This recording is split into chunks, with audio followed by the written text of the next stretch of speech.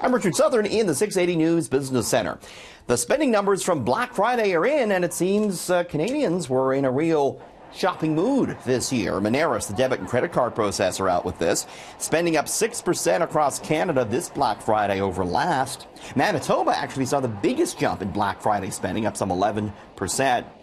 Nearly half, 48% of Black Friday payments were done using contactless card, that tapping that's so popular. And it seems Canadians were eager to buy travel. Travel purchases up 16% over the prior week on Black Friday. There's a 34% year-on-year increase in stationery store supplies, believe it or not. And 2 o'clock was the busiest time of day on Black Friday. Well, wasting no time, lawyers are jumping over this Marriott story. We were talking about this at the end of last week. Marriott, the hotel chain, disclosing that its Starwood reservation system had experienced one of the biggest data breaches of all time. 500 million people may have had some of their personal information, including credit card numbers, stolen. Suskin LLP filing a class action lawsuit here in Canada. And I'm just off the phone with the lead lawyer, Sajid Nematalahi. Right now, we are claiming $480 million. That's a lot of money. Well, that is right, but the extent and scope of the data breach, as we understand it, is very, very broad and extensive, too.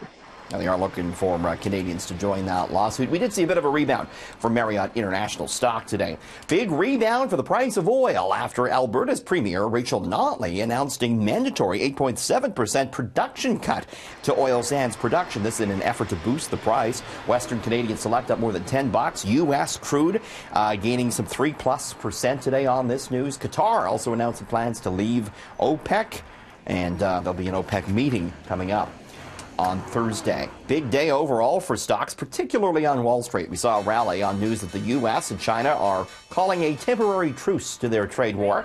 The two countries putting aside tariffs for now as they work on a trade deal. Did see some pressure, though, for Afria, the Canadian pot stock, down at times more than 25% on news that a short seller was taking aim at that particular company. Finally, we also had some news in that potato lovers are not going to like. There could be a shortage of the starchy dinner table staples. Farmers across Canada have left thousands of acres of potatoes in the ground unharvested after bad weather. A late spring, hot summer, and an early frost in September combined with rain in October and November just made for terrible conditions for potatoes.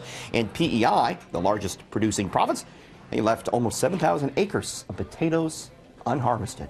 Bad news for French fry lovers. In the 680 newsroom, Richard Southern, City News.